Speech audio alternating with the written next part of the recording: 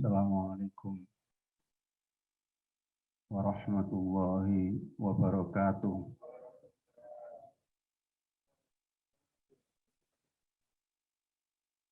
Innal hamdalillah nahmaduhu wa nasta'inu wa nastaghfiruh wa na'udzu billahi min shururi anfusina wa sayyiati a'malina. May yahdihillahu fala mudilla lahu wa may yudlil fala hadiya lahu. Asyhadu an la ilaha illallah wahdahu la syarika lah. Wa asyhadu anna Muhammadan abduhu wa rasuluhu la nabiyya ba'da. Allahumma shalli wa sallim ala abdika wa rasulika Muhammadi wa ala alihi wa mawala amma ba'd.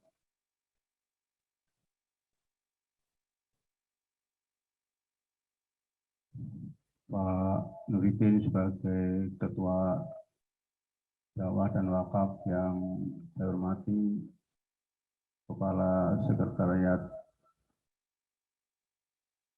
di Sekretariat BPWSA dan Sekretariat di Dasmen dan teman-teman yang semua yang kami hormati, yang di online tadi tampil sangat cerah sekali di rumah sakit, tapi sekarang tampilannya hanya foto gantengnya itu. Oh, iya, sudah kelihatan sekarang.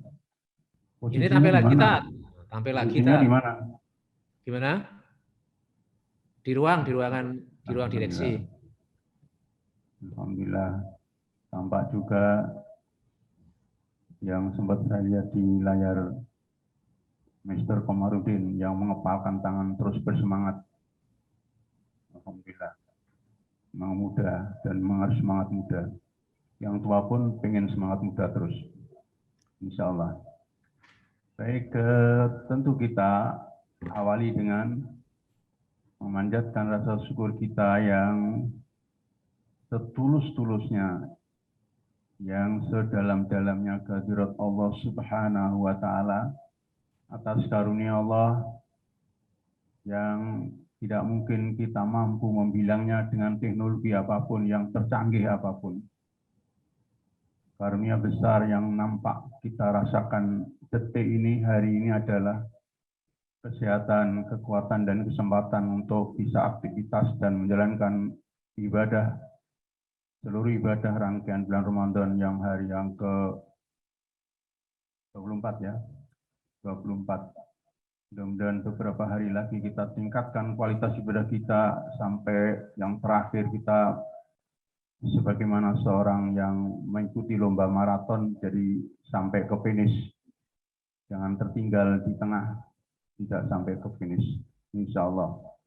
Dan finishnya adalah la'alakum tattaqun, memperoleh predikat takwa di hadapan Allah Subhanahu wa Ta'ala.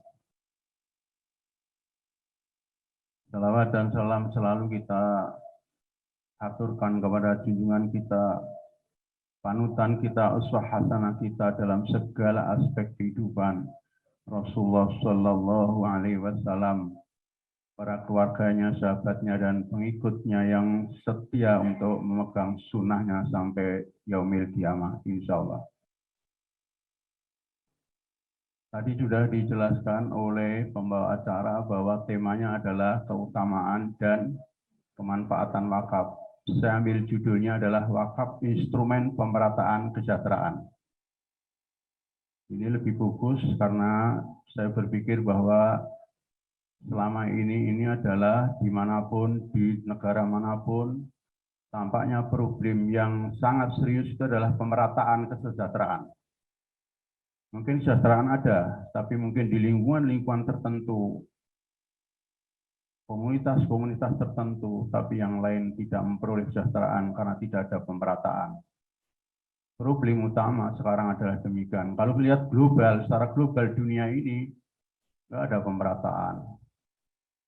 Bahkan negara-negara sendiri membuat satu organisasi yang memang tidak tersentuh dengan negara-negara lain. Misalnya blok utara, itu adalah blok yang kaya, kemudian blok selatan adalah blok yang miskin.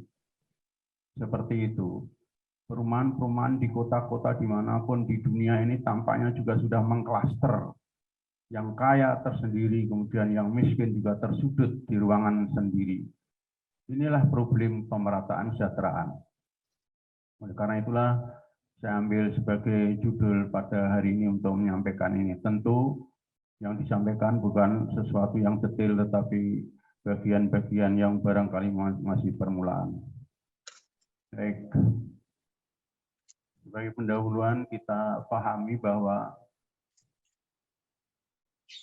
manusia selalu menginginkan kesejahteraan, ingin mencapai kesejahteraan. Meskipun dalam makna kesejahteraan berbeda, salah satunya adalah aspek ekonomi. Di dalam ekonomi konvensional, orang bisa mencapai kesejahteraan itu kalau punya faktor produksi. Faktor produksi itu ada 4. Yang pertama adalah tanah, rumah, kedua adalah skill, ketiga adalah modal, keempat adalah usaha. Dan itu nanti akan memperoleh income. Kalau saudara-saudara sekalian punya skill yang baik, akan memperoleh income yang baik. Dengan income yang tinggi, maka akan memperoleh kesejahteraan yang tinggi. Itu teori adagiumnya seperti itu. Jadi kalau ingin mencapai kesejahteraan, pasti harus 4 itu direbut. Punya tanah enggak, punya rumah enggak. Kalau punya tanah, punya rumah bisa dilewakan. Di rent, house for rent, sewa. Akan memperoleh income. Kalau punya modal adalah akan memperoleh laba kalau diperdagangkan. Ya, kalau ditanam di bank konvensional itu akan memperoleh riba atau bahasa sekarang adalah bunga. Nah, sekarang kita akan lihat sebelum kita masuk kepada materi yang sesungguhnya akan saya sampaikan, kita coba tengok sebentar mengenai ekonomi konvensional. Memaknai kesejahteraan adalah kesejahteraan materi duniawi semata.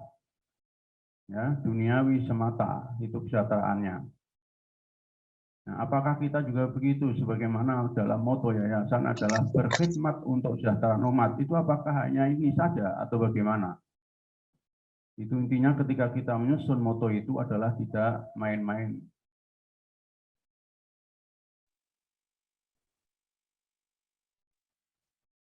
Ini adalah konven, masih ekonomi konven, Mahbul Kak.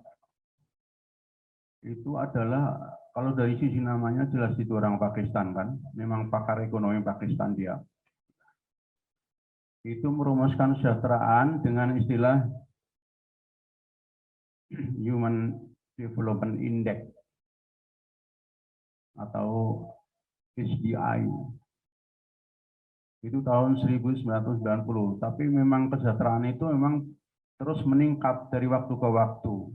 Awalnya tahun 50 itu disebut bahwa kesejahteraan itu adalah kalau orang fisiknya sehat, kuat, isinya baik, itu dianggap sejahtera. Semua itu berkisar masalah ini. Nah, yang kan agak sempurna itu yang ini. Yang terakhir yang disampaikan oleh Mahbul Haq. Yaitu dengan HDI atau Human Development Index. Human Development Index itu apa? Yaitu a long and healthy life, a measured expectancy of birth, yaitu hidup berkelanjutan, hidup sehat berkelanjutan. Diukur dengan apa? Diukur dengan kehidupan orang sampai lama berapa hidup dia. Harapan hidup itu maksud saya adalah harapan hidup sejak lahir itu bagaimana. Kalau di daerah-daerah tertentu ketika sejak lahir umur 2 tahun, 3 tahun, 5 tahun meninggal dunia itu banyak, dianggap tidak sejahtera. Dari negara itu dianggap tidak sejahtera. Jadi anggap sejahtera ukurannya adalah ketika rakyatnya, masyarakatnya hidupnya panjang, sehat. Intinya seperti itu. Yang kedua adalah knowledge, pengetahuan diukur by adult literacy rate, diukur dengan melek huruf dewasa. Artinya apa? Ketika dewasa itu dia tidak bersekolah, nggak sejahtera. Nggak sejahtera. Jadi di negara manapun akan dilihat ketika masih ada BH buta huruf, ya nggak sejahtera. Karena ukurannya adalah yang kedua ini adalah knowledge itu. Ini yang ketiga adalah ya ketiga ini adalah eligibility standard of living measured by gross domestic product per kapita. Purchasing power parity in US dollar, yang artinya adalah kelayakan standar hidup yang diukur dengan gross domestic bruto atau gross domestic product per kapita per orang maksudnya. Dan daya belinya seperti apa, kekuatan daya belinya seperti apa, tidak diukur dalam dolar. Ya artinya orang itu nanti setiap orang itu akan dilihat seberapa jauh pengeluarannya itu, seberapa jauh dia mempunyai kemampuan untuk keseimbangan untuk daya belinya itu diukur dengan US dollar. Nah, sekarang kita lihat gross domestic product atau di Indonesia akan menjadi produk domestik bruto. Itu apa? Adalah nilai barang dan jasa akhir yang dihasilkan oleh berbagai unit produksi di wilayah suatu negara dalam jangka waktu setahun. Contoh Indonesia misalnya, tahun 2020 misalnya.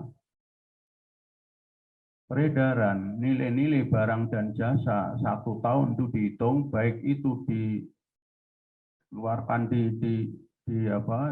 diperoleh dari penduduk yang asli WNI maupun WNA yang ada di Indonesia. Perolehan semua itu dihitung. Jadi perolehan semua itu dihitung, kemudian lalu dibagi rata-rata per penduduk yang ada, maka muncullah itu yang namanya produk domestik bruto atau PDB atau produk domestik bruto. Tapi berbeda dengan hitungan-hitungan baik yang di luar maupun di Indonesia itu nanti akan saya jelaskan. PDB dihitung berdasarkan nilai barang dan jasa yang dihasilkan oleh warga negara yang berdomisili di negara tersebut. Semua warga negara, baik pribumi maupun warga negara asing. Pertanyaannya adalah, kalau warga asing yang di Indonesia, kira-kira gajinya dengan warga negara Indonesia besar mana? Masalah. Besar mana? Orang asing yang di Indonesia, katakan orang Jepang di Indonesia, dengan orang Indonesia sendiri gajinya besar mana kira-kira? Besar Jepang ya. Orang Indonesia yang di luar negeri gajinya besar mana dengan orang luar negerinya sendiri? Misalnya orang Indonesia yang bekerja di Hong Kong begitu, TKW, gajinya besar mana dengan orang Hong Kong sendiri? Hong Kong keluar besar orang Indonesia sendiri. Nah itulah yang PDB ini yang jadi masalah nanti, perhatikan baik-baik. Jadi penghasilan orang asing di sini dan penghasilan orang Indonesia di sini dikumpulkan, dibagi rata. Itu adalah PDB, produk domestik bruto. Pasti nanti yang besar. Beda kalau misalnya adalah gajinya orang khusus pribumi saja, baik di negaranya sendiri maupun di negara asing, pasti kecil. Ya kan? Pasti kecil. Kita lihat di mana-mana itu sekarang di Indonesia, contoh aja di Timur Tengah, di Madinah maupun di Saudi Arabia yang lain itu, ya mereka gajinya adalah yang gaji kasar-kasar itu, pegawai yang kasar-kasar. Kalau toko ya dia pelayan, tapi kasirnya biasanya orang Pakistan, orang mana begitu. Ya, itu berarti kan kecil. Itu yang menjadi masalah, seolah-olah bahwa dengan PDB itu berarti kita akan bagus. Contoh, PDB tahun 2020 itu 56 juta, atau setara dengan $1.919 US dollar. Itu setahun ya. Itu per orang maksudnya. Pertanyaannya adalah, ada enggak orang-orang yang tidak bekerja banyak? Itu pun dihargai dia memperoleh 56 juta karena per kapita. Begitu. Nah, ada enggak orang yang gajinya 150 juta? Oh ada, itu 1 bulan malah.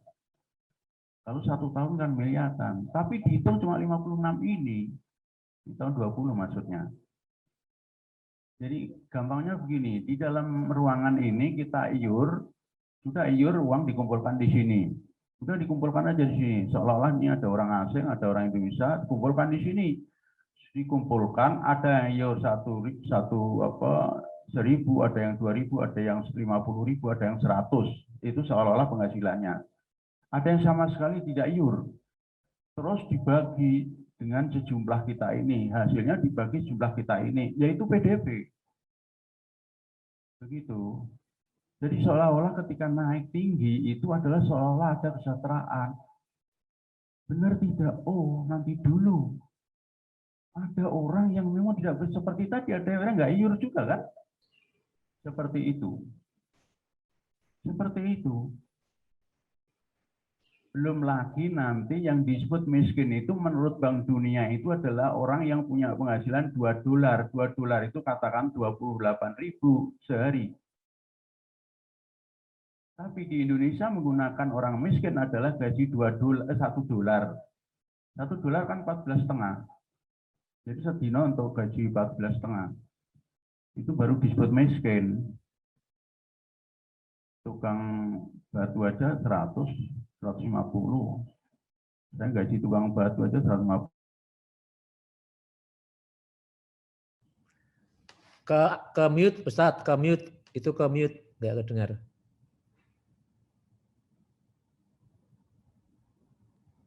Kadang seolah-olah itu disebut sejahtera, PDB sejahtera, tapi faktanya adalah memang belum merata, gitu maksud saya.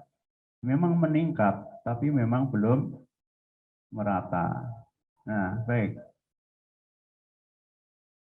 Kebanyakan negara dalam membangun ekonomi itu dengan pertumbuhan, mengejar pertumbuhan.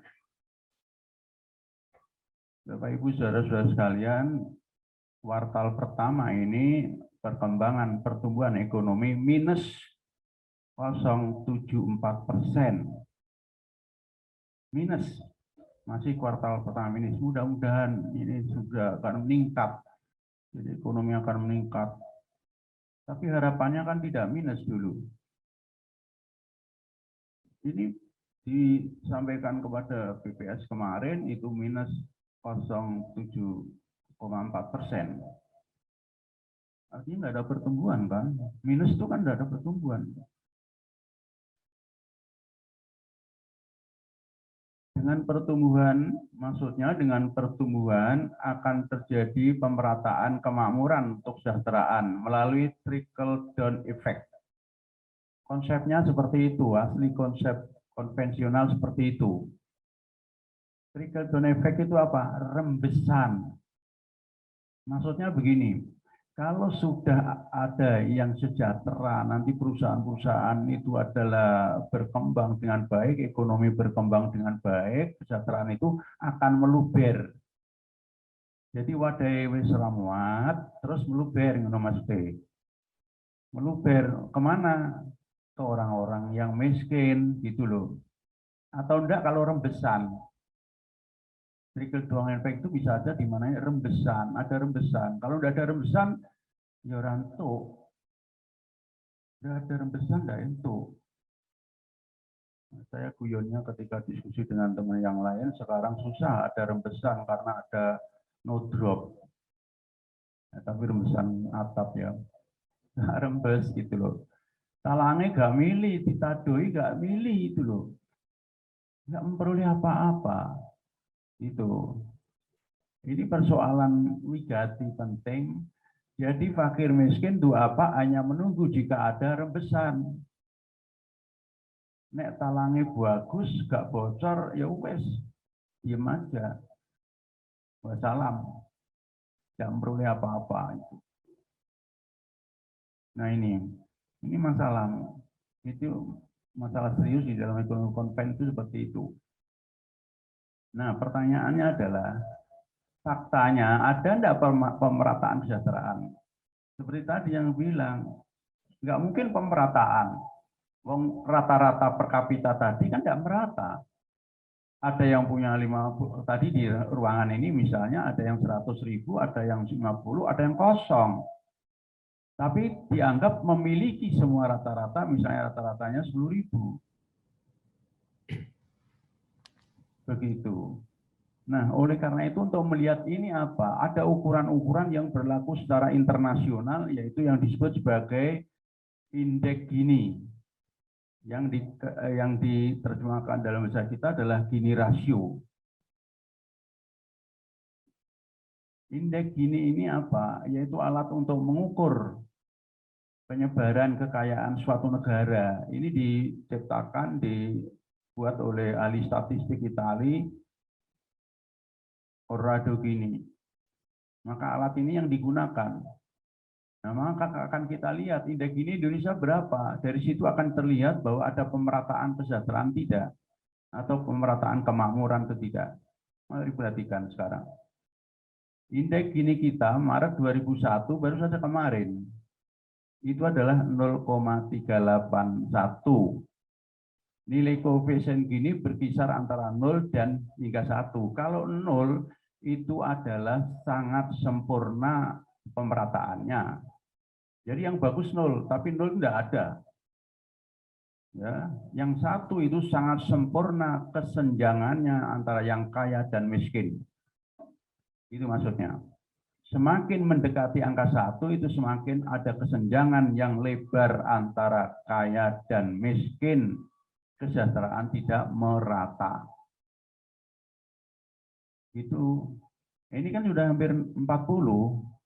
Tempo hari pernah 041.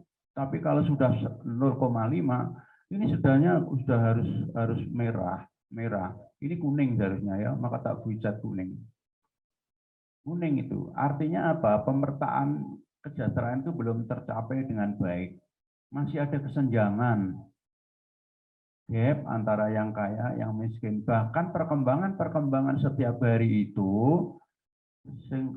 kaya terus, yang miskin ya miskin terus gitu loh, miskin terus gitu, berkutat di situ aja. Itu beberapa waktu yang lalu saya ambil juga 38 berapa gitu, mungkin hanya tambah 383, 384 begitu, terus turun lagi, naik lagi gitu. Jadi kalau semakin besar nanti misalnya 0,4, oh semakin nggak bagus, 0,6 oh gawat. Gawat itu. Artinya memang orang yang kaya itu 10%, tetapi menguasai kekayaan 90%. Orang miskin 90% hanya mempunyai kekayaan 10%. Jadi kayak kerucut piramida begitu. Oleh karena itu yang bagus adalah belah ketupat. Belah ketupat itu kalau kayak kupat itu loh. Kalau dibuat tuh pojoknya yang atas, ada pojok 4. Pojok atas itu kaya, pojok bawah itu miskin. Yang tengah itu adalah yang besar. Itu bagus. Dan itu pernah dialami dalam Islam yang nanti saya sampaikan ketika membicarakan wakaf. Ya. Baik. Kalau dilihat di ASEAN bagaimana? Kita itu selalu pada nomor yang kelima. Tidak pernah muncul sebagai nomor 1, nggak pernah. 1 Singapura selalu. Ya, begitu. Selalu begitu. Tidak pernah muncul seperti itu. Baik, sekarang pertanyaannya. Itu sebagai background saja dalam rangka kita untuk menjelaskan tentang pemerataan kesejahteraan, dalam rangka untuk menjelaskan bahwa instrumen kesejahteraan, pemerataan kesejahteraan itu adalah wakaf. Pemerataan kesejahteraan secara adil sangat didambakan oleh umat manapun dan kapanpun. Pasti. Yang sehat pasti punya harapan seperti itu. Keadilan, ketidakadilan dalam distribusi kekayaan, kesejahteraan, pasti timbul kesenjangan sosial. Jadi kesenjangan sosial itu memang bermula dari sini, yang paling pokok itu. Paling pokok di sini, kesenjangan sosial itu macam-macam. Nah, kesenjangan sosial itu akan berakibat apa? Permasalahan-permasalahan sosial, perampokan, pencurian, pembegalan. Tapi nek korupsi ora jane wong kaya yang korupsi yang kaya kok, ya kan? Walaupun korupsi itu kan mencuri juga. Tapi kecanggihannya luar biasa. Begitu. Nah, wakaf sekarang masuk pada yang saya sampaikan. Wakaf merupakan salah satu instrumen penting sebagai, saya anggap salah satu karena ini masih kan belum tentu setiap kondusif itu. Harus diuji nanti, dan itu tampaknya sudah tahan uji sejak lama. Merupakan salah satu instrumen penting sebagai metode pendekatan untuk pemerataan kesejahteraan. Pemerataan, bukan saja kesejahteraan saja, pemerataan. Di situ intinya. Nah, kesejahteraan di dalam ekonomi Islam itu diistilahkan falah, al-falah. Dan setiap hari kita diingatkan panggilan azan itu ialah falah, hayyalal falah. Ayo mencapai kesejahteraan. Ayo sholat. Ayo kita mencapai kesejahteraan. Nah itu kalau bagus lagi nanti dihubungkan sholat dengan kesejahteraan. Kok bisa? Oh bisa. Nanti kita bisa diskusikan juga yang itu. Yaitu kesejahteraan apa? Kesejahteraan holistik. Ya bukan dunia saja, kesejahteraan holistik adalah kesejahteraan keseimbangan antara dimensi material spiritual, individual sosial, dunia akhirat. Ya, dunia akhirat. Kok bisa begitu bagaimana? Ya, oleh karena itulah maka kita akan tahu paradigmanya ekonomi Islam. Paradigma ekonomi Islam itu harta kekayaan adalah milik mutlak Allah. Hak Allah Subhanahu wa ta'ala. Manusia memperoleh amanah menggunakan manfaat. Dalam tataran fikih disebut milkul manfaah. Jadi kita semua itu misalnya punya HP, jangan anggap itu milikmu. Mengurangi stres salah satunya adalah jangan pernah merasa memiliki sesuatu. Karena itu tidak abadi. Kalau kamu sekalian dan Anda kita semua itu adalah yakin bahwa Allah itu adalah Al-Baqi yang maha kekal, itu Allah saja yang kekal. Tidak ada di dunia ini, di lingkungan kita ini yang bisa abadi. Maka sebaiknya kita memang sudah seharusnya tidak lagi mencintai atau menyangatkan kesayangan kita terhadap lingkungan yang ada. Oleh karena itu harta itu dimaknai sebagai milkul manfaah, hanya memanfaatkan saja, tapi bukan punya kita. Nah, ada konsekuensi. Konsekuensinya apa? Konsekuensinya logis adalah penggunaan kekayaan harta itu harus sesuai dengan ketentuan yang pemiliknya. Pemiliknya siapa? Allah. Jadi harus sesuai dengan ketentuan Allah. Nggak boleh sembarangan kita. Wong kita nggak punya kok. Kalau kita maknai bahwa Yayasan Badan Wakaf Sultan Agung dan punya aset-aset seperti ini semua di hadapan kita, di lingkungan kita seperti ini, konsekuensi logis menggunakannya harus sesuai dengan ketentuan Allah. Itu pernah kami sampaikan kan.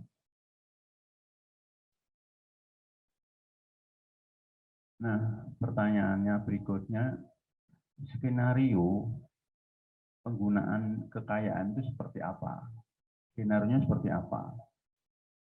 Yang pertama adalah tidak bakhil dan tidak boleh boros.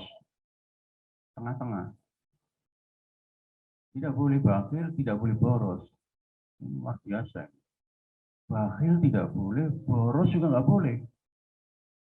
Ya, jangan boros. Kalau HP 1 cukup ya sudah 1 aja.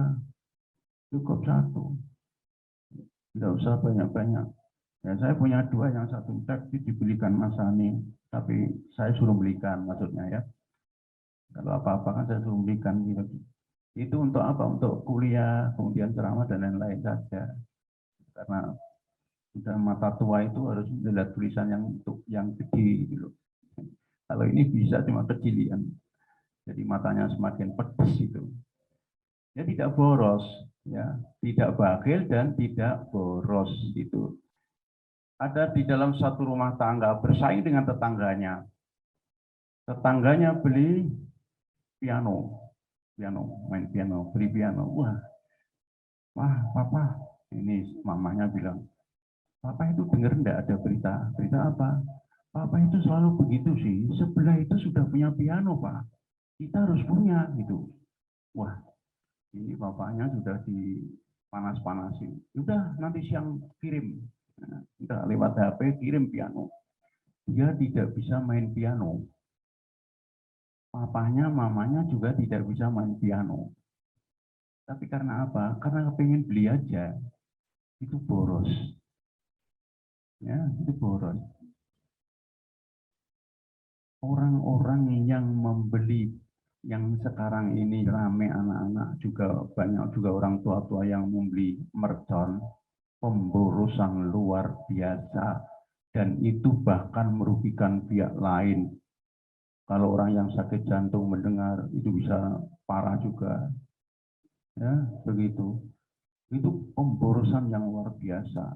Dan kenapa justru pada saat-saat Ramadan ini orang harus hati-hati dan ibadah semain kusuk diganggu oleh suara-suara mercon. Terawih ada suara mercon, begitu.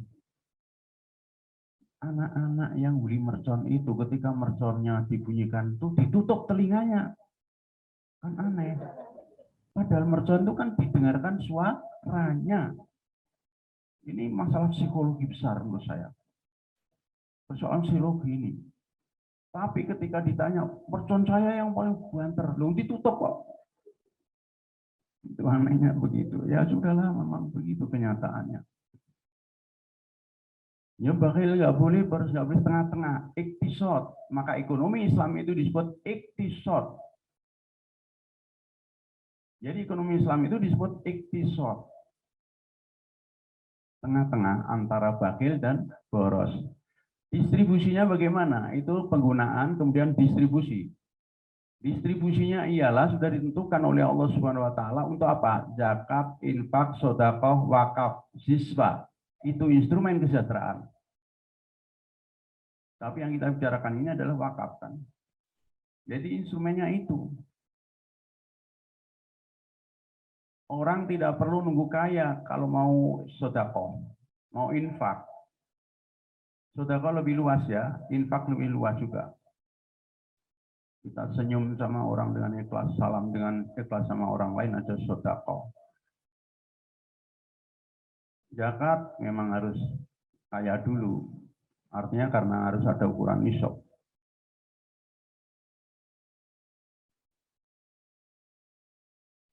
Yang tadi sudah disampaikan, jangan bakhil. Itu sebagaimana di dalam surat Quran, surat Muhammad, urutan surat 47 ayat 38. Ingatlah kamu ini orang-orang yang diajak untuk menafkahkan hartamu. Ingat, kita ingat, harusnya ingat. Pada jalan Allah. Maka di antara kamu ada yang bakhil. Dan siapa yang bakhil sesungguhnya dia bakhil terhadap dirinya sendiri itu. Jadi dia bakhil, rumah sana ini bakhil itu nanti akan kekayaannya numpuk, tapi enggak. Ya, itu akan bermuara pada dirinya sendiri. Dan Allah lah yang maha kaya. Kalau kita sudah yakin itu Allah maha kaya dan kekayaan itu dari Allah, nggak usah susah-susah. Kamulah orang-orang yang berkehendak kepadanya, dan jika kamu berpaling, niscaya Dia akan mengganti kamu dengan kaum yang lain, dan mereka tidak akan seperti kamu ini. Itu yang bakhil. Yang boros. Innal mubazirina kanu ihwana syayatin wa kana syaitanu lirabbi kafura. Sesungguhnya mubazir itu boros itu mubazir, tafsir itu boros. Ada seseorang yang kepingin hebat, anaknya dinamakan Ali Mubazir. Ali tafsir itu. Wah, Ali itu dur banget ya. Ali itu kan tinggi. Tafsir itu, Mubazir itu boros. Jadi borosnya ngeluhi langit. Rumah sana mau apa wis, tapi ternyata kacau juga ya. A'udzubillahi minasyaitonirrajim. Innal mubazzirina kanu ikhwana syayatin wa kana syaitanu lirabbi kafura. Sesungguhnya mubazir itu adalah saudara setan. Kalau saudara setan itu berarti siapa? Ya setan. Setan kan saudaranya setan. Maksud setan saudaranya sapi? Setan itu. Tapi sapi, kalau sapinya itu kurang ajar pakai merusak, ya sapi itu setan. Itu. Jadi mubazir itu saudara setan, itu yang harus diketahui. Jangan sampai kita itu dijuluki seperti itu. Karena apa? Wa kana syaitanu lirabbi kafura. Karena setan itu selalu ingkar kepada Allah. Ingkar itu adalah balilo. Wa asoina, bukan sami'na wa atona, tapi sami'na wa asoina. Ya. Berikutnya, distribusi kekayaan harta adalah zakat, infak, sedekah yang seperti tadi saya sampaikan. Maka zakat itu yang memperoleh manfaat itu 8 asnaf. Kelas sosial dalam masyarakat 8. Hanya 8. Tapi kalau nanti wakaf enggak. Ini kalau zakat ditentukan itu saja yang memperoleh. Innamas shadaqatu lil fuqara. Ya, fuqara itu fakir. Ada yang menjelaskan fakir itu dari kata fakor. Fakor itu tulang punggung yang retak. Dalam arti kiasan, dalam arti yang sesungguhnya itu adalah orang yang tidak mampu untuk melakukan aktivitas. Jadi nggak mampu, ya kalau bahasa lainnya apa? Invalid. Ya itu. Oleh karena itu, lazis itu harus tahu orang-orang invalid ini fakir itu. Wal masakini, dan orang-orang miskin. Miskin dari kata sakana. Sakana itu diem. Diem itu statis. Statis itu artinya ekonomi statis, tidak bergerak. Jadi kalau penghasilannya tetap terus, itu statis, itu nggak bergerak. Kalau berdagang tuh untungnya statis, nggak bergerak, itu miskin. Jadi kata sakana yang artinya diem. Wal amilina, amil alaiha, yang amil, yang ngurusi soal-soal zakat memperoleh. Mu'alaf qulubuhum, orang yang hatinya ini diharapkan untuk bisa masuk Islam, itu memang perlu memperoleh pos-pos dari zakat itu. Wafiriqab, dan memerdekakan budak. Ghorimin itu adalah terlibat hutang, tapi bukan seneng hutang. Wis duwe tapi saya seneng hutang. Udah punya loh, ditawari kredit, senengnya ora umum, mumpung ono gitu loh. Bayangannya timbangnya tuku tunai ya enak luwe apik kredit padahal ngutang. Bukan itu. Ghorimin itu adalah orang yang hidupnya memang tidak mungkin lagi ketika hanya ditopang oleh hutang. Maka saya sebut sebagai orang yang tidak mampu apapun kecuali memang harus diberikan bantuan utangan pada yang lain. Wa fi sabilillah, dan wa ibnu sabil adalah sabilillah itu adalah jihad kepada Allah, kebenaran, Ibnu Sabil ada termasuk mahasiswa-siswa itu. Perhatikan di dalam susunan kalimat ini. Yang pertama itu disebut lil fuqara wal masakin wa amilin li itu untuk.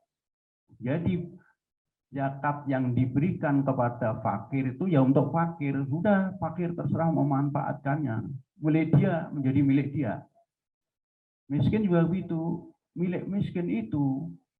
Amil juga itu milik miskin. Mu'alaf juga milik mu'alaf. Tapi ingat, wa firriqob itu tidak. Wa firriqob bukan li.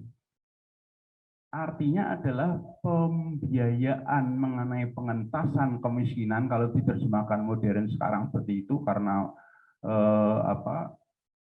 sudah nggak ada, itu biayanya saja yang diberikan, bukan dia yang diberi. Borimin juga begini, utangnya berapa? Utangnya 5 juta, sudah dibayar 5 juta, dia tidak diberi. Sabilillah juga begitu, penelitian misalnya, atau biaya untuk dakwah misalnya, ya sudah biaya dakwah itu yang diberikan. Ibnu Sabil misalnya penelitian, seorang mahasiswa penelitian, biayanya berapa penelitian? 2,5 juta, ya itu saja yang diberikan, bukan dia yang diberi. Bukan milik dia maksudnya. 2,5 itu tidak menjadi miliknya, nanti boleh dipakai apa saja, nggak boleh. Misalnya dipakai untuk beli makanan yang dia sukai, itu nggak boleh. Kecuali kalau miskin tadi, itu paling tidak ada ulama yang menjelaskan seperti itu. Ya setidaknya yaitu ulama Yusuf Qardawi pernah menjelaskan seperti itu. Berikutnya. Dengan instrumen wakaf, itu sangat beda dengan zakat tadi, itu kan cuma 8. Tapi kalau wakaf itu banyak yang peroleh manfaat, yang disebut sebagai mauquf alaih. Mauquf alaih itu ialah banyak sekali yang memperolehnya itu. Miskin tadi yang disebut, fakir juga memperoleh, yang lainnya juga memperoleh, yang tidak fakir juga memperoleh.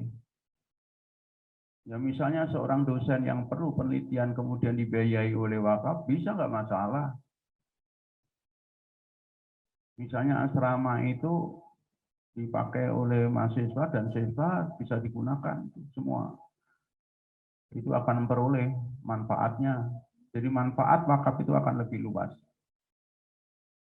Sebagaimana kita lihat di dalam surat Ali Imran ayat 92, kamu sekali-kali tidak sampai kepada kebajikan yang sempurna sebelum kamu menafkahkan sebagian harta kamu yang kamu cintai. Jadi wakaf tidak perlu nunggu. Kamu punya harta berapa sekarang? Oh punya 1 juta. Oh saya mau wakafkan 500, nggak masalah.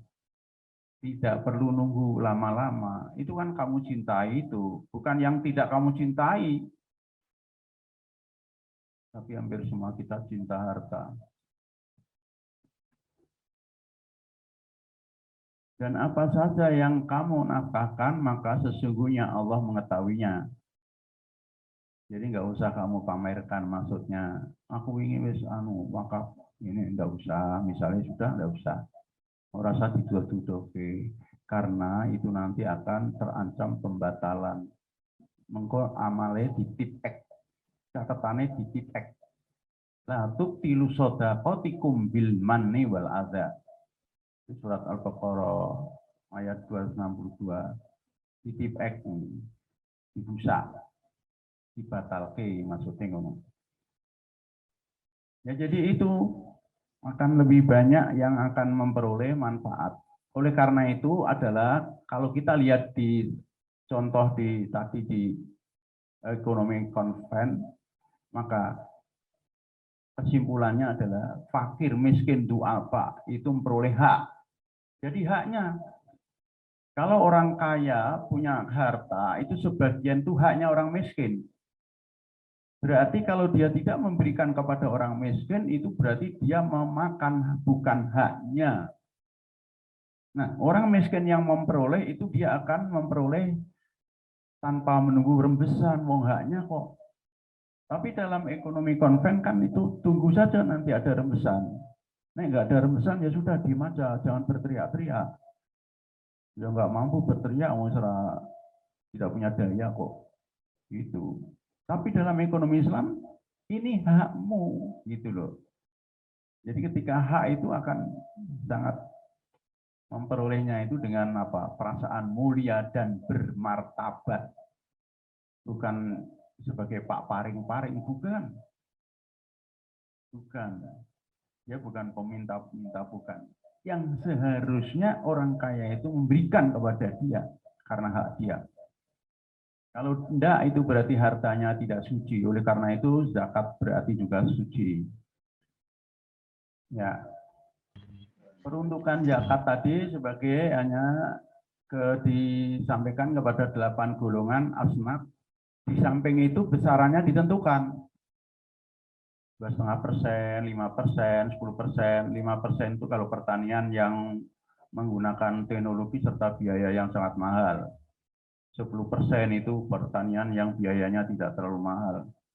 Tapi hampir semua sekarang pertanian biaya mahal, bahkan kadang-kadang tidak cocok antara biaya sama pendapatan.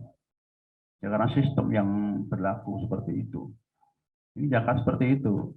Nah, wakaf tidak ada batasan tertentu, melainkan untuk kesejahteraan semua. Semua untuk kesejahteraan semua, umum. Umum.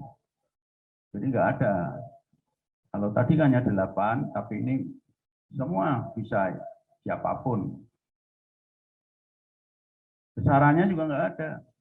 Kamu wakafkan kursi, boleh di Masjidil Haram maupun di Masjid Madinah Nabawi itu ada kursi kecil-kecil itu wakaf dari seseorang. Jadi kan ada orang tua-tua itu yang sholat itu di kursi.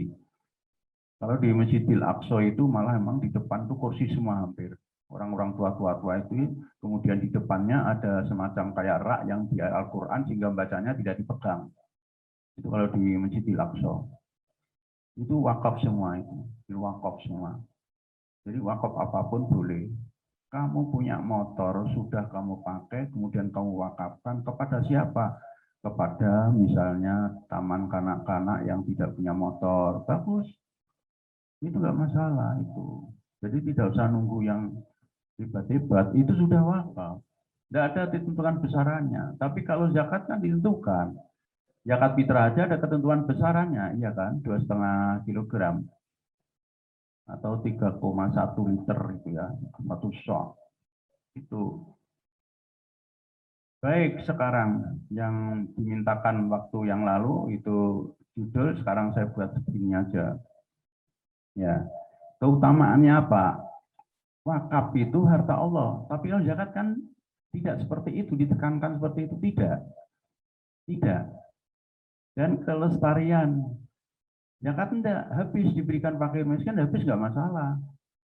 Itu kecuali memang lalu diproduksi, dibuat menjadi produktif, nggak masalah. Lestari itu nggak boleh kurang, tidak boleh kurang, ya tidak boleh kurang. Dilarang dijual, nggak boleh.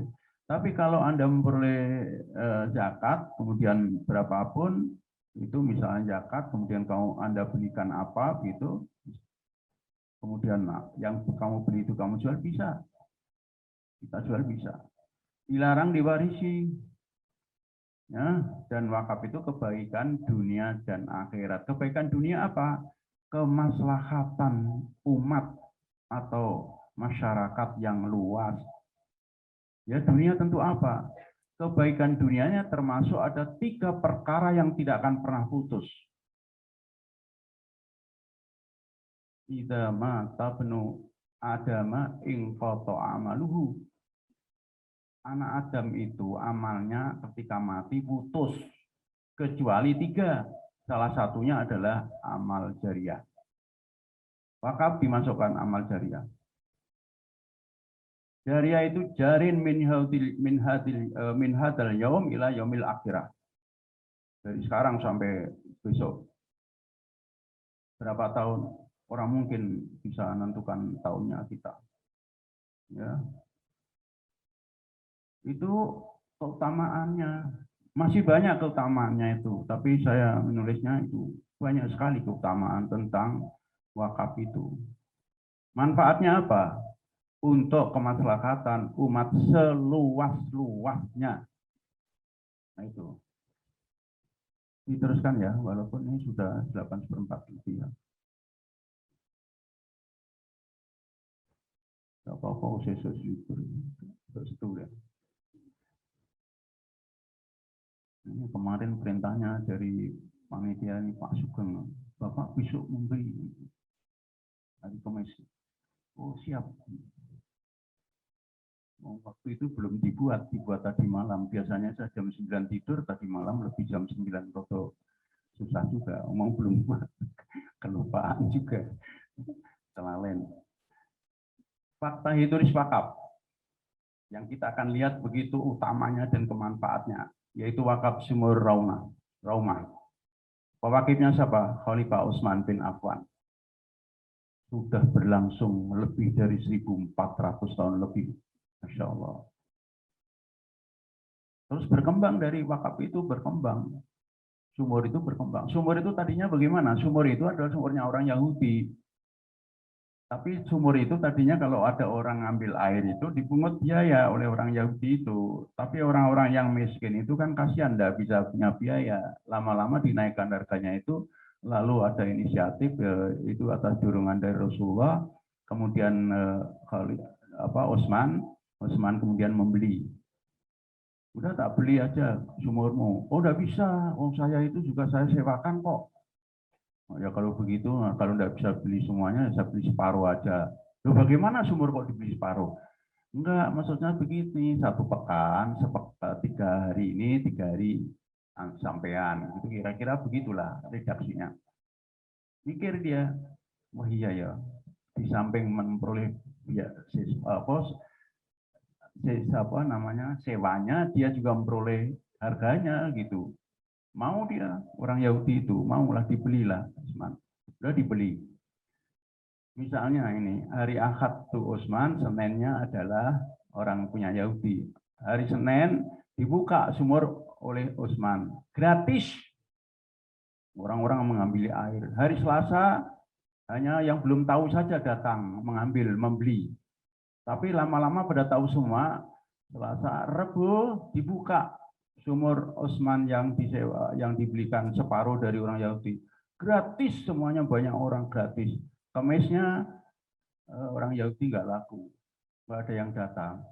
Loh, kok nggak ada yang datang? Oh, ternyata dia punya selidik yang punya Utsman itu digratiskan. Kalah ini saya. Udah sekarang beli semua. Dibeli semua, akhirnya menjadi milik Utsman dan diwakafkan. Masya Allah, luar biasa. Sampai hari ini, ya, dan dikembangkan menjadi kebun kurma, hotel, dan lain-lain. Bank juga.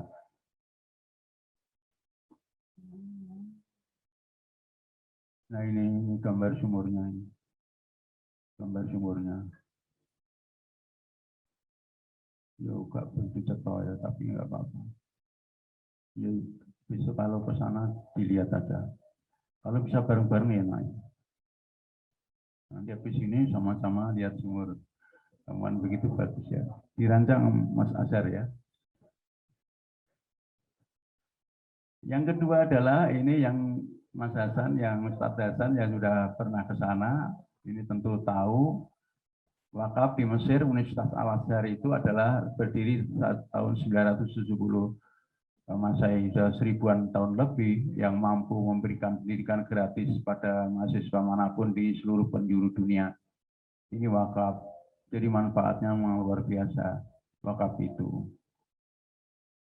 Kemudian yang berikutnya adalah di Turki, ya, di Turki tahun 1843 itu rumah sakit sampai dengan hari ini itu menjadi rumah sakit modern, 1425 tempat tidur.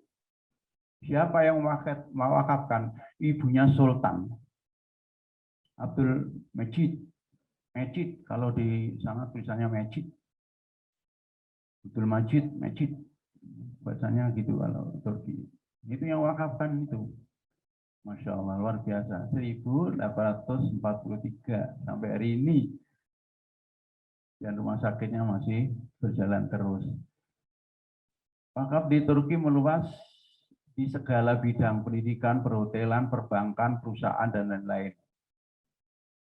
Di sana dikendalikan oleh Direktorat Jenderal Wakaf. Langsung. Itu di Turki. Hingga berjalan dengan baik sekali. Di Kuwait,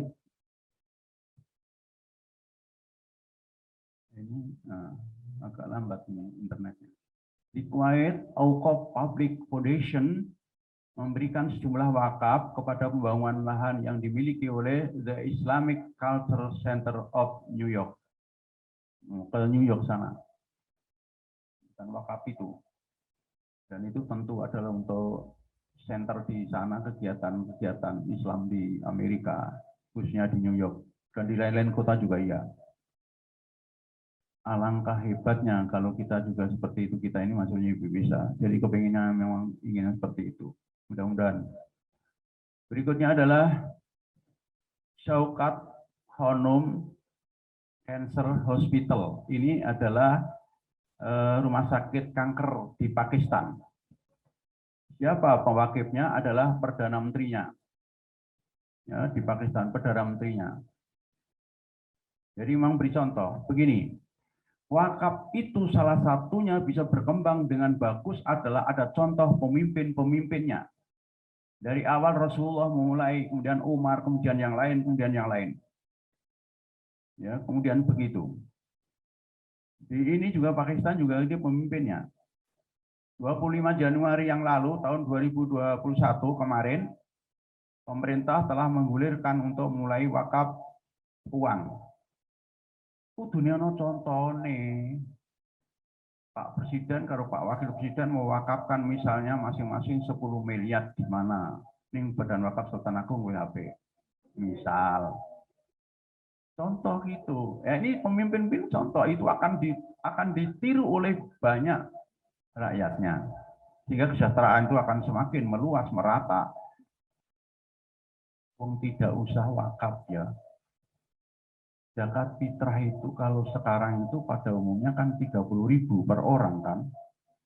Orang seluruh Indonesia yang muslim yang mengeluarkan zakat itu kalau saya ambil misalnya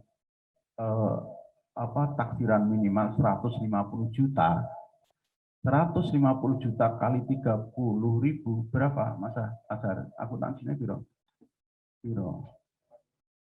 Berapa triliun? Biro Mas, saya ketemu siapa? 150 juta kali 30.000. Berapa triliun? 4,5 triliun ya. Betul. Oh, jangan kalkulator nganggo iki wae. Gini. 4,5 ya. Betul enggak? 4,5 triliun. 4,5 triliun itu misalnya dibagi misalnya 250 miliar itu untuk membuat rumah sakit di satu provinsi. Itu berapa rumah sakit? 45 dibagi 250. Berapa?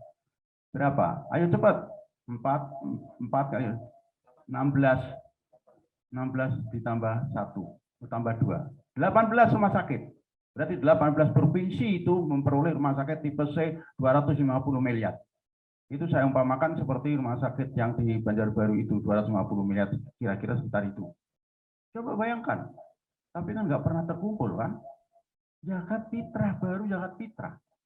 Jadi potensi sekali dari potensi kesejahteraan umat itu ada sebenarnya. Tapi cukup hanya wacana dan potensi. Potensi zakat di Indonesia itu adalah 113 triliun. Tapi yang terkumpul adalah tahun kemarin adalah 12 miliar. Jauh ya, jauh. Kalau zaman Abu Bakar itu orang yang nggak mengeluarkan zakat itu diperangi kan. Tapi yang diperangi itu bukan orang yang punya harta benda yang tampak. Misalnya kebun begitu, punya kebun sekian hektar kok tidak punya zakat diperangi. Tapi kalau uang kan tidak tahu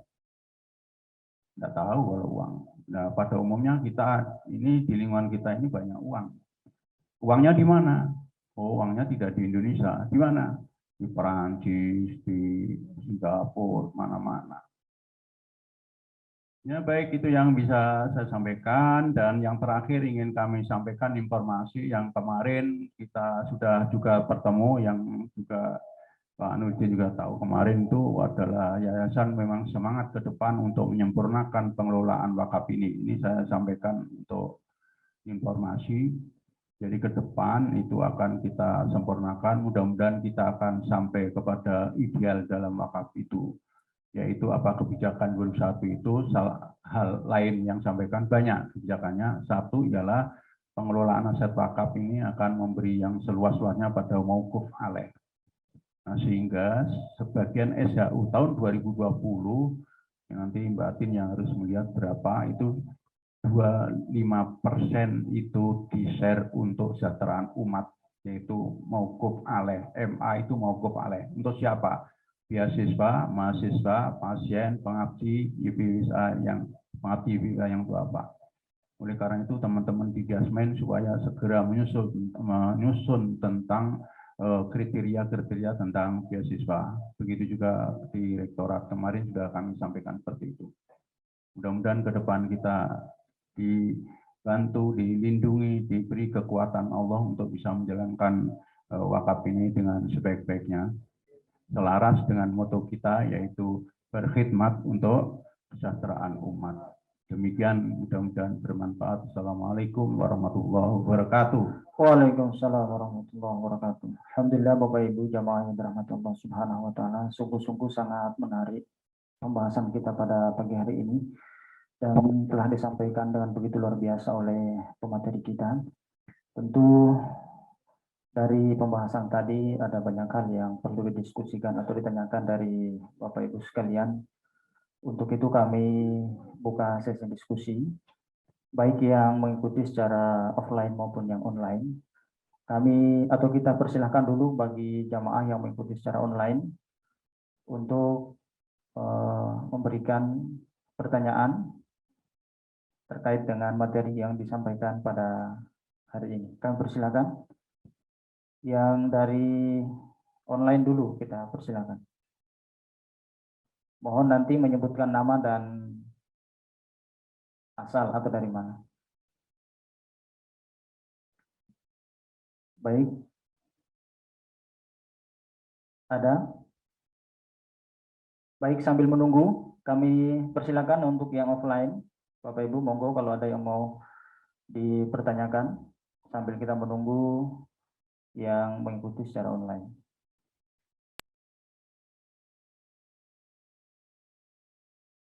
Ya.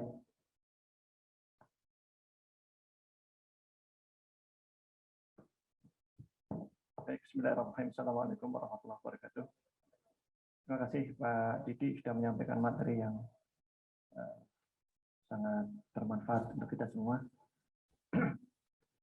Saya tadi sambil mendengarkan ceramah beliau, karena tadi ada khayalal sholah, khayalal falah, kaitannya sholat dengan kesejahteraan, saya menemukan minimal satu artikel ini.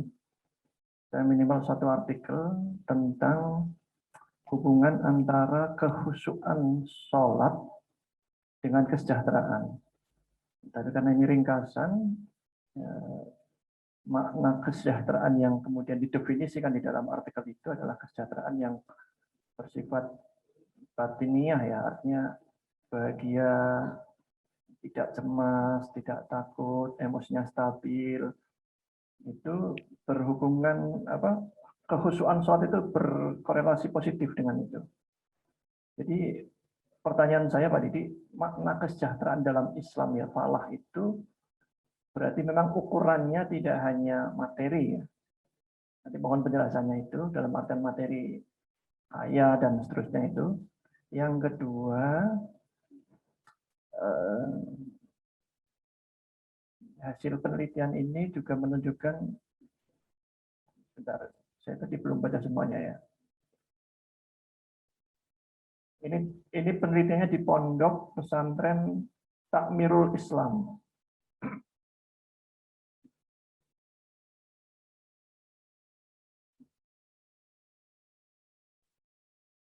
Ya, jadi berkorelasi, ada hubungan positif yang sangat signifikan antara kehusuan sholat dengan kesejahteraan subjektif ini. Kesejahteraan subjektif itu maksudnya tadi ada emosi stabil, tidak itu pada santriwati Pondok Takmirul Islam. Artinya semakin tinggi kekhusyuan sholat, maka semakin tinggi pula kesejahteraan subjektif pada pelakunya itu. Ya, mohon tadi penjelasan. Kita memaknai kesejahteraan itu, kalau ekonomi konven itu kan yang kaya kan gitu. Nah, kita itu kesejahteraan apakah hanya dari aspek materi atau tadi gitu, Mas?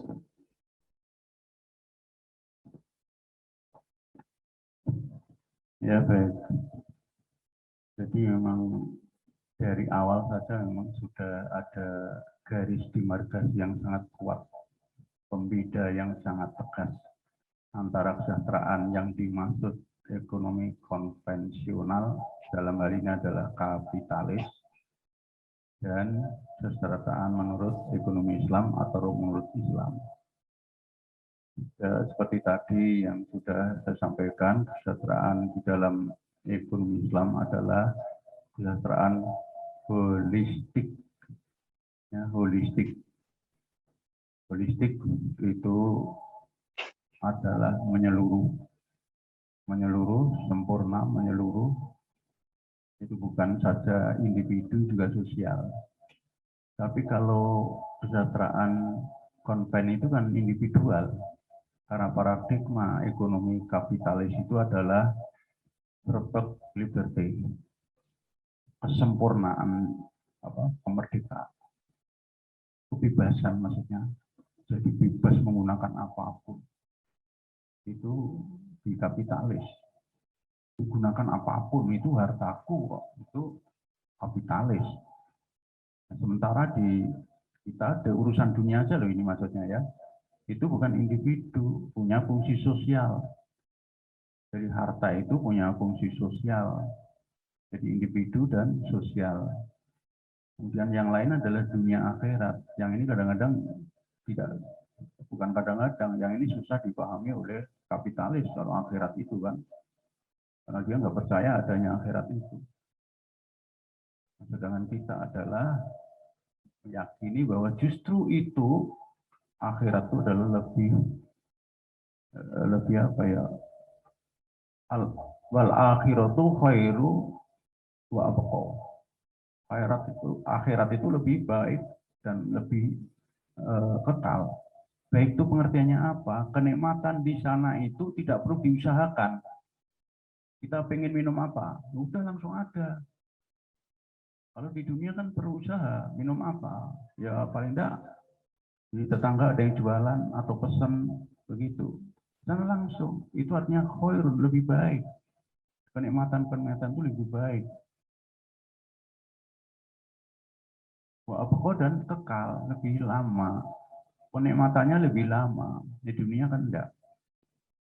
Nah, tadi disinggung mengenai sholat dan falah itu, yaitu kesejahteraannya adalah kesejahteraan memang harus kita manai, bukan hanya material tetapi juga spiritual. Sholat itu orang sejahtera. Orang yang sholatnya baik, berdialog dengan Allah dengan baik, khusyuk, itu akan memperoleh banyak fadilah, keutamaan, keuntungan, kesejahteraan. Hatinya sejahtera, bukan hati yang kosong. Oleh karena itulah maka dia akan mencapai kepada ketakwaan itu dari situ. Dari situlah mulanya ketika orang takwa itu akan memperoleh ilmu itu dengan baik. Karena melalui hati. Maka di Al-Quran juga dijelaskan, bertakwalah, baru memperoleh ilmu. Sama halnya ilmu itu harus diperoleh dari adab dulu, baru ilmu. Ta'adabu wa ta'alamu. Itu mata'alam. Ini seperti itu. Jadi ini secara singkat saja saya sampaikan, tetapi memang kajian itu memang akan lebih luas dan ada banyak penelitian tentang salat-salat itu yang punya dampak positif terhadap fisik yang bersangkutan juga. Kalau fisik baik kan sejahtera namanya. Dan itu kalau mengacu ada konven, itu awalnya juga sejahtera itu dari fisik yang sehat. Begitu. Kalau kita artikan material loh ya, itu masuk juga kok. Kenapa tidak? Gitu. Jadi sehat gitu. Jadi orang yang bisa ngatur waktu itu adalah orang yang sholatnya baik. Karena sholat itu mengatur waktu. Jadi waktu istirahat tidur itu jam 9 tidur, nanti jam setengah 3 atau jam 3 bangun, qiyamul lail. Gerakannya adalah gerakan yang sangat membantu kita untuk menyehatkan kita, peredaran darah kita beredar dengan baik, pikiran kita menjadi positif. Itu namanya orang yang sejahtera. Begitu. Nah, lu menjadi sehat gitu. Nah, itu salah satu aja gitu. Memang ada seorang dokter yang punya penelitian tentang qiyamul lail, salat itu ada dampak positif dalam kesehatan ada. Saya ada bukunya ya, dari UNAIR dulu itu ada penelitian seperti itu. Ya, kembali kepada tadi bahwa memang kesejahteraan yang kita bicarakan di sini ini adalah bukan hanya materi tetapi adalah non materi. Walaupun begitu, secara materi pun wakaf ini sebagai instrumen untuk kesejahteraan materi itu. Yang tadi sudah saya jelaskan sebenarnya mengarah kepada kesejahteraan materi itu. Saya tidak menyebut bahwa itu adalah satu-satunya, tidak. Ini terlalu nanti terlalu kesimpulannya kan terlalu kurang begitu ya, dianggap terlalu kesimpulan yang terlalu sempit, bisa saja begitu. Oleh karena itu saya tawarkan adalah alternatif. Dan itu kalau dilakukan pasti, karena contoh-contoh yang tadi sudah saya sampaikan itu adalah fakta historis ada. Ibu dan Bapak sekalian, zaman pemerintah Khalifah Umar bin Abdul Aziz itu tidak ada zakat itu mau diberikan kepada fakir miskin, tidak ada fakir miskin. Kemudian pemerintahannya itu sampai kemana-mana, kemudian gubernur Yaman itu laporan kepada pada Khalifah Umar bin Abdul Aziz, loh kenapa kok kamu bawa semua ini zakatnya? Tidak ada orang miskin yang menerima. Sudah tidak ada yang miskin. Lalu Khalifah Utsman bin Aziz, udah begini, kumpulkan pemuda-pemuda semua yang belum nikah. Dibiayai biar segera nikah. Sampai begitu. Ya, sampai seperti itu. Senang kerungu biaya berberita ini menyenangkan kan. Ya, biayanya dibiayai oleh wakaf dan juga dibiayai oleh zakat itu. Sungguh terjadi kemakmuran yang memang luar biasa. Artinya itu terjadi pemerataan kesejahteraan. Wallahu a'lam. Assalamualaikum warahmatullahi wabarakatuh. Waalaikumsalam warahmatullahi wabarakatuh. Alhamdulillah, di peserta online telah ada beberapa yang mengajukan pertanyaan lewat WA. Ini kami bacakan langsung. Yang pertama dari Mas Aris Nugroho, Dasis. Assalamualaikum warahmatullahi wabarakatuh. Melihat potensi wakaf yang sangat luar biasa, besar, dan masih minimnya terserap potensi tersebut, memungkinkan atau tidak kemudian potensi ini dikelola oleh pemerintah. Bagaimana tanggapan Bapak? Kemudian yang kedua dari Ibu Nopi Nur Hasana, terkait dengan gross domestic product, masalah kesehatan juga berkontribusi dalam naik turunnya GDP di Indonesia. Bagaimana peran wakaf menyeimbangkan permasalahan ekonomi dan kesehatan di Indonesia? Kemudian yang ketiga, ini menarik Pak, dari Bapak Koshiin, ini kayaknya dari FTI. Assalamualaikum. Adakah mekanisme penghapusan aset wakaf yang dari sisi umur dan manfaat sudah tidak bisa digunakan atau rusak, seperti komputer, peralatan elektronik, dan lain-lain? Bagaimana mekanismenya?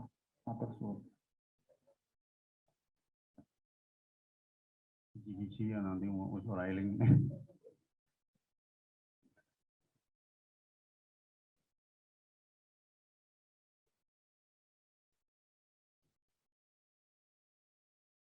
Ya, baik dari Mas Aris melihat potensi wakaf yang sangat luar biasa besar, masih minimnya terserah potensi tersebut, memungkinkan tidak wakaf kemudian dikelola oleh pemerintah. Ya, sangat mungkin karena di dalam pemerintahan Islam dulu itu wakaf lalu dikendalikan oleh pemerintahan. Seperti saya sampaikan tadi, itu di bawah kementerian, di Turki misalnya, di bawah Direktorat Jenderal Wakaf. Di Saudi juga begitu kok, di bawah Menteri Wakaf dan Haji kan, di bawah itu semua.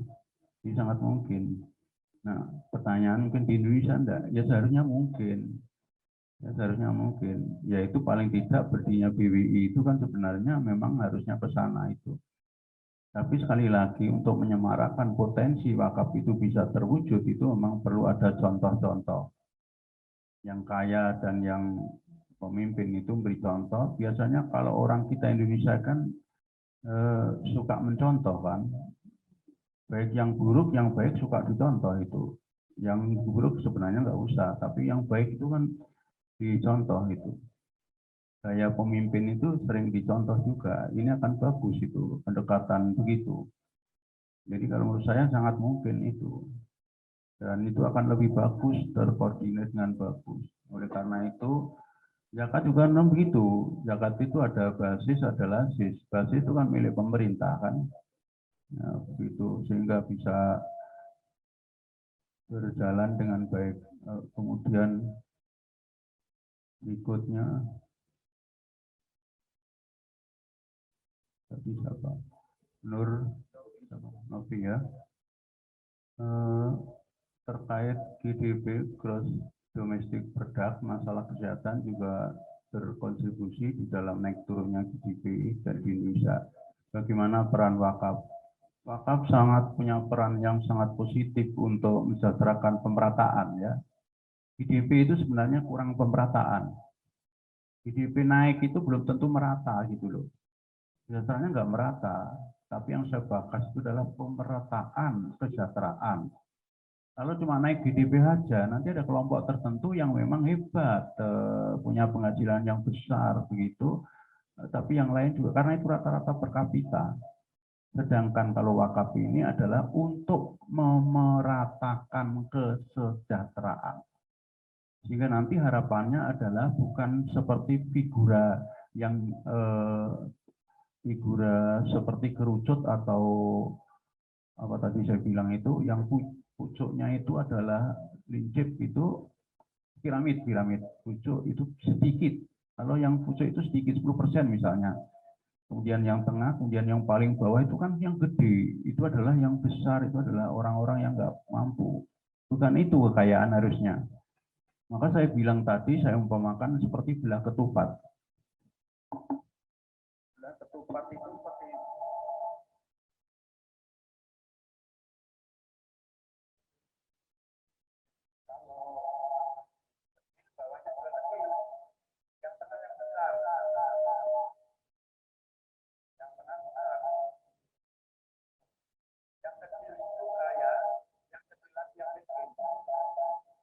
jadi yang miskin dan yang kaya kelompok kecil itu. Kelompok yang besar itu adalah menengah. Jadi begitu, itu yang bagus. Kekayaan tuh suatu negara itu yang bagus begitu. Mana yang ada, susah juga ya kita mencarinya ya. Ya karena memang ukurannya sudah beda seperti itu. Berikutnya Kosin. Ini luar biasa, Kosin ini adalah dari industri ya. Ini mahasiswa saya dulu ya di industri. Memang pinter ini. Ya, adakah mekanisme penghapusan aset wakaf yang dari sisi umur dan manfaat sudah tidak bisa digunakan lagi? Begini, nazir itu kudu pinter. manajemennya kudu pinter. Oleh karena itu di dalam yayasan itu ada nanti bagian tertentu yang untuk yang saya sebut sebagai kemarin itu adalah untuk P. P itu apa? Pemeliharaan keabadian wakaf. Maksudnya komputer rusak gue ganti. Begitu. Jadi semua tidak mau aleh itu. Jadi kalau rusak kan tidak mungkin kan itu diganti dengan itu diabadikan. Walaupun sejatinya memang alat itu nggak bisa abadi, tapi kan kita memungkinkan mampu untuk fungsinya itu abadi gitu loh. Abadi dalam pengertian kita di sini loh ya. Itu bisa mekanisme seperti itu. Tapi juga kalau misalnya tanah itu adalah misalnya wakaf, tanah itu ada aturan-aturan di dalam undang-undang. Ketika tanah itu memang misalnya diperlebarkan oleh pemerintah, itu kan akhirnya kan tidak punya wakaf lagi di situ, bisa diganti dengan lain. Gitu. Atau kita kalau punya tanah yang tidak produktif lalu kita mau ganti dengan produktif bisa. Tapi ada aturannya. Yaitu ada ketentuannya, ada yang harus diikuti. Kalau tidak salah di buku saya itu ada mungkin ya. Kalau tidak ada adalah saya ingin jelaskan singkat, di mana ada harus keterangan dari wali kota atau bupati, dan juga adalah wakaf setempat. Itu nanti diajukan ke wakaf pusat, baru disahkan oleh Departemen Agama, baru boleh diganti itu. Tidak serta-merta ya. Begitu. Berikutnya adalah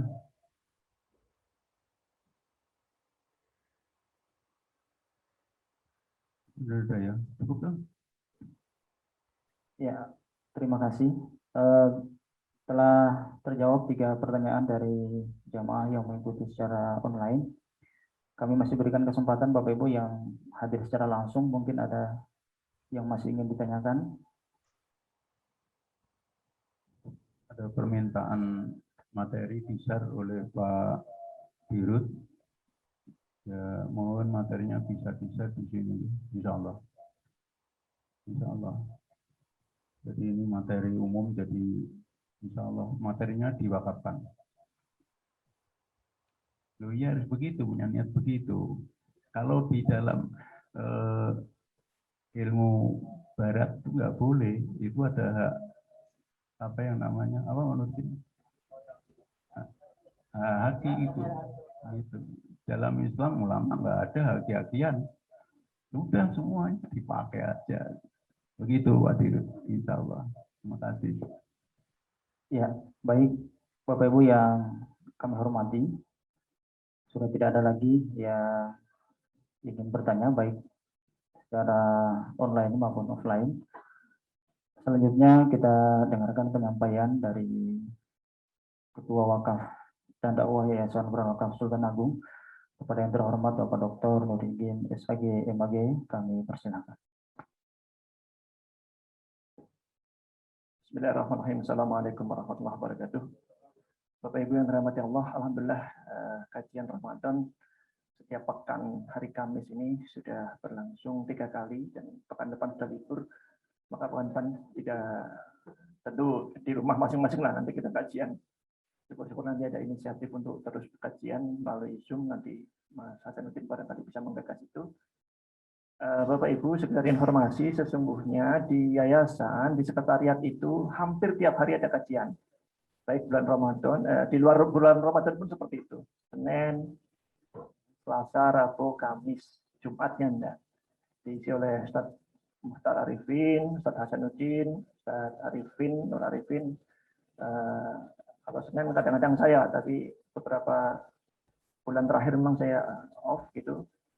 Diisi Mas Akbar biasanya.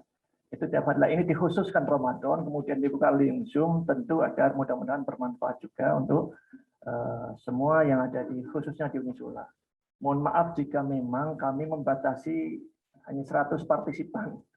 Ya, meskipun ini hari ini sampai 60 tadi yang saya ikuti, itu yang saya lihat partisipan ya, karena memang ini kajian internal yang kami khawatir nanti kemudian ada hal-hal yang mungkin menyangkut aspek internal, kalau kemudian kita buka secara luas ada kita nggak bisa mengeditnya.